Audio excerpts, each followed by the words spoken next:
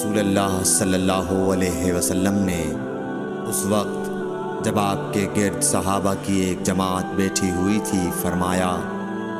کہ مجھ سے بیعت کرو اس بات پر کہ اللہ کے ساتھ کسی کو شریک نہ کرو گے، چوری نہ کرو گے، زنا نہ کرو گے، اپنی اولاد کو قتل نہ کرو گے اور ناعمدن کسی پر کوئی ناحق بہتان باندھو گے،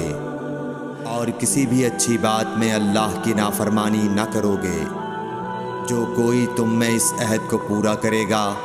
تو اس کا ثواب اللہ کے ذمے ہے،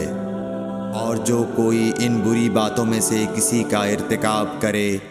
اور اسے دنیا میں اسلامی قانون کے تحت سزا دے دی گئی تو یہ سزا اس کے گناہوں کے لیے بدلہ ہو جائے گی، اور جو کوئی ان میں سے کسی بات میں مبتلا ہو گیا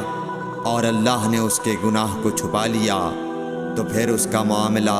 اللہ کے حوالے ہے، اگر چاہے معاف کرے اور اگر چاہے سزا دے دے۔ عبادہ کہتے ہیں کہ پھر ہم سب نے ان سب باتوں پر آپ صلی اللہ علیہ وسلم سے بیعت کر لی۔ صحیح بخاری حدیث نمبر 18۔